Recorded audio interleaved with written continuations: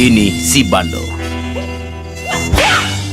Nyamuk yang selalu berhasil menghindari bau. Bahkan dari obat nyamuk bakar biasa. Yang ini, obat nyamuk bakar Hit Expert Piramida. 4 kali lebih cepat bunuh nyamuk, 4 kali lebih sedikit asap. Si bandel pun mati. Obat nyamuk bakar Hit Expert Piramida. Selamat siang Bu Woro. Perkenalkan, kami dari kelompok 4. Di sini kami akan mempresentasikan mengenai study case yang telah kita pelajari yang berjudul PT Megasari Makmur dengan produknya yaitu HIT atau HIT. Pertama-tama, saya dan rekan-rekan saya akan memperkenalkan diri. Di sini ada saya sendiri yaitu Kiara Maya Hanjaya dengan NPM 2303275584. Lalu selanjutnya ada rekan saya Michelle Karen dengan NPM 2303275582. Lalu berikutnya ada Maria Devina dengan NPM 2303275575. Jadi dari study case kami yang berjudul PT Megasari Makmur dengan produknya yaitu HIT, kami memiliki 4 rumusan masalah. Yang pertama ada deskripsi kasus, yang kedua ada pelanggaran teori, yang ketiga ada problem solving, lalu berikutnya ada case yang serupa. Pertama-tama di sini saya akan menjelaskan mengenai latar belakang. Di sini perjalanan obat nyamuk bermula pada tahun 1996. Obat nyamuk ini diproduksi oleh PT Megasari Makmur yang terletak di Gunung Putri, Bogor, Jawa Barat. PT Megasari Makmur ini juga memproduksi banyak produk, misalnya tisu basah dan pengharum ruangan. Obat nyamuk jenis HIT ini sendiri mengenalkan dirinya sebagai obat nyamuk yang murah dan lebih tangguh di dalam kalangannya. Selain di Indonesia, HIT ini juga mengekspor produknya hingga ke luar negeri. Obat nyamuk, terutama merek HIT yang diproduksi oleh PT Megasari Makmur, dinyatakan ditarik dari peredaran karena penggunaan zat proposur dan zat diklorvos yang dapat mengakibatkan gangguan kesehatan terhadap manusia, sehingga Departemen Pertanian dalam hal ini, terutama di bidang Komisi Pestisida, telah melakukan penelusuran dan inspeksi di pabrik PT HIT, dan ternyata mereka menemukan penggunaan pestisida yang mengganggu kesehatan manusia seperti keracunan terhadap darah, gangguan syaraf, gangguan pernafasan, gangguan terhadap sel pada tubuh, bahkan hingga gangguan dan menyebabkan kanker hati, bahkan kanker lambung. HIT ini memiliki promosi sebagai obat anti nyamuk yang ampuh dan murah. Tapi ternyata sangat berbahaya karena bukan hanya menggunakan proposur tetapi juga disklorvos yang merupakan zat turunan kloroin yang sejak puluhan tahun ternyata sudah dilarang penggunaannya di seluruh dunia. Obat anti nyamuk HIT ini ada beberapa jenis yang dinyatakan berbahaya. Yang pertama itu ada HIT 2,1A, itu jenis obat nyamuk yang disemprot. Lalu yang kedua ada HIT 17, itu adalah obat nyamuk yang produknya itu berupa cairan isi ulang. Selain itu, Lembaga Bantuan Hukum Kesehatan melaporkan bahwa PT Megasari Makmur telah memakan korban. Mereka melaporkan kejadian tersebut ke Kepolisian Metropolitan Jakarta Raya pada tanggal 11 Juni 2006. Korbannya itu sendiri yaitu seorang pembantu rumah tangga yang mengalami pusing, mual, dan muntah akibat keracunan setelah menghirup udara yang baru saja disemprotkan obat anti nyamuk HIT. Itu merupakan latar belakang dari masalah study case kami. Berikutnya akan dijelaskan oleh rekan saya.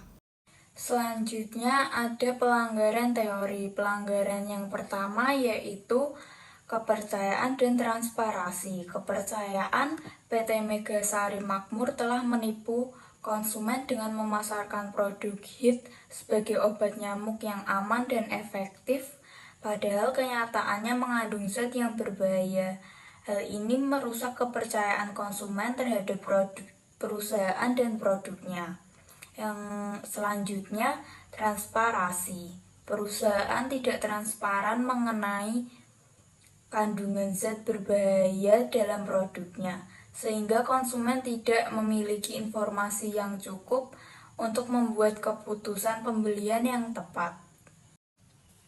Selanjutnya, pelanggaran teori yang kedua yaitu etika dan tanggung jawab sosial.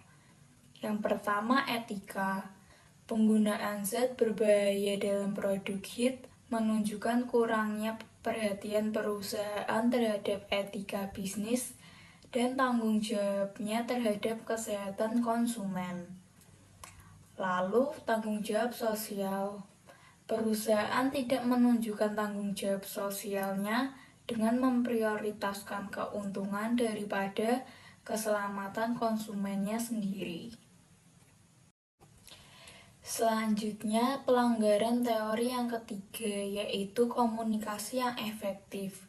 Di sini ada kejelasan, yaitu pesan yang disampaikan oleh PT Megasari Makmur mengenai keamanan produk HIT tidak jelas dan menyesatkan konsumennya. Lalu ada akurasi. Di sini informasi yang disampaikan oleh perusahaan tidak akurat dan tidak sesuai dengan faktanya. Yang terakhir ada ketepatan sasaran. Komunikasi perusahaan tidak tepat sasaran karena tidak memberikan informasi yang penting kepada konsumen tentang bahayanya produk HIT ini. Pelanggaran teori yang terakhir yaitu membangun hubungan. Di sini ada kepercayaan.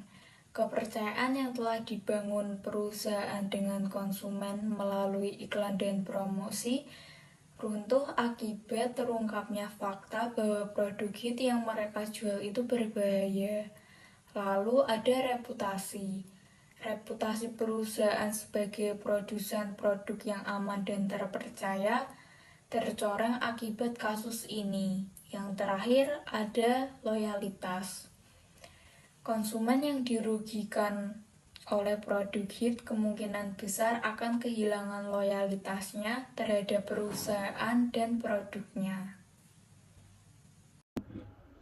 Selanjutnya, saya akan menjelaskan tentang problem solving. Pihak produsen atau PT Megasari Makmur menyanggupi untuk menarik semua produk HIT yang telah dipasarkan dan mengajukan izin baru untuk memproduksi produk HIT aerosol baru dengan formula yang telah disempurnakan dan bebas dari bahan kimia berbahaya. HIT aerosol baru telah lolos uji dan mendapatkan izin dari pemerintah.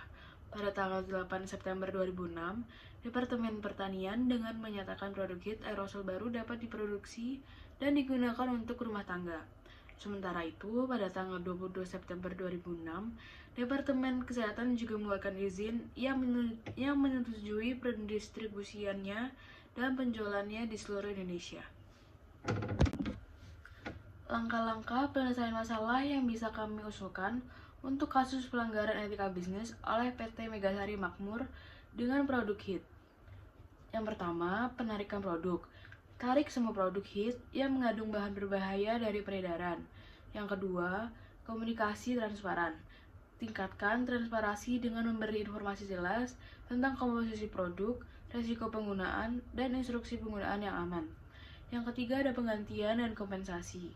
Implementasikan program penggantian produk dan kompensasi bagi konsumen yang terdampak.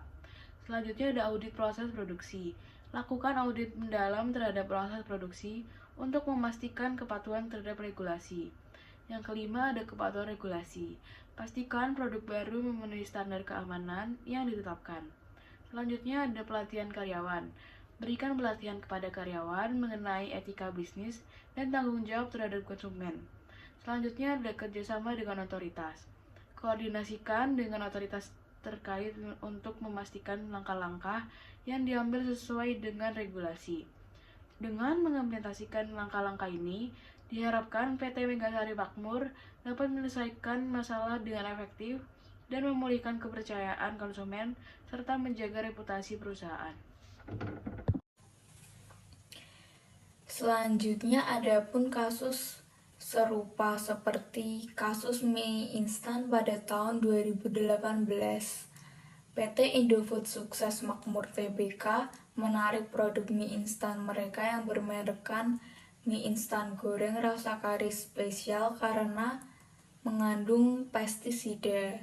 Penarikan produk ini dilakukan setelah Badan Pengawas Obat dan Makanan atau BPOM menemukan kandungan pestisida klorpirifos-metil yang melebihi batas aman pada produk ini. Selanjutnya adalah kesimpulan. Pelanggaran etika bisnis itu dapat melemahkan daya saing hasil industri di pasar internasional. Ini biasa terjadi sikap para pengusaha kita. Lebih ekstrim bila pengusaha Indonesia menganggap remeh etika bisnis yang berlaku secara umum dan tidak mengikat itu. Kecenderungan makin banyaknya pelanggaran etika bisnis membuat keprihatinan banyak pihak. Pengabdian etika bisnis dirasakan akan membawa kerugian tidak saja untuk masyarakat, tetapi juga untuk tatanan ekonomi nasional.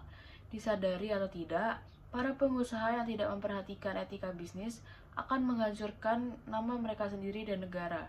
Seperti pada kasus PT Megasari Makmur atau produk HIT, masalah yang terjadi dikarenakan kurangnya pengetahuan dan informasi mengenai kandungan-kandungan apa saja yang terkandung dalam produk tersebut. PT Megasari Makmur sudah melakukan perbuatan yang sangat merugikan dengan memasukkan 2 zat berbahaya pada produk mereka yang berdampak buruk pada konsumen yang menggunakan produk mereka. Salah satu sumber mengatakan bahwa meskipun perusahaan sudah melakukan permintaan maaf dan berjanji menarik produknya, namun permintaan maaf itu hanyalah sebuah klise, dan penarikan produk tersebut seperti tidak dilakukan secara sungguh-sungguh, karena produk tersebut masih ada dipasarkan. Setelah menganalisa case tadi yang sudah kami jelaskan sebelumnya, kelompok kami memiliki beberapa kritik dan saran bahwa pelanggaran prinsip etika bisnis yang dilakukan oleh PT Megasari Makmur yaitu prinsip kejujuran, di mana perusahaan tidak memberikan peringatan kepada konsumennya mengenai kandungan berbahaya apa saja yang ada di dalam produk tersebut. Selain itu, kandungan-kandungan tersebut juga berbahaya bagi kesehatan. Jadi seharusnya perusahaan tetap memberitahu dan menjelaskan kepada konsumen bahwa di situ terdapat zat-zat berbahaya yang dapat mengganggu kesehatan mereka. Dan perusahaan juga tidak memberitahu tentang tata cara menggunakan produk tersebut yang sebagaimana mestinya jika konsumen atau pengguna telah menyemprotkan produk tersebut, seharusnya dan lebih baik mereka menunggu selama 30 menit terlebih dahulu, baru kemudian ruangan tersebut dapat dimasuki atau digunakan sebagaimana mestinya. Dan melakukan apa saja untuk mendapat keuntungan pada dasarnya itu boleh-boleh saja, asal tidak merugikan pihak manapun dan tentu saja pada jalurnya atau menggunakan cara yang tepat dan benar. Di sini perusahaan seharusnya juga lebih mementingkan keselamatan konsumen yang menggunakan produk itu sendiri, karena dengan menempatkan konsumen di atas kepentingan perusahaan, maka perusahaan itu sendiri akan mendapatkan keuntungan yang lebih besar berupa kepercayaan atau loyalitas konsumen itu sendiri terhadap produk yang telah mereka buat. Itu tadi penjelasan mengenai case tadi yang dapat kami sampaikan kepada Bu Woro. Jika ada salah kata, kami mohon maaf. Dan sekian presentasi dari kami. Terima kasih.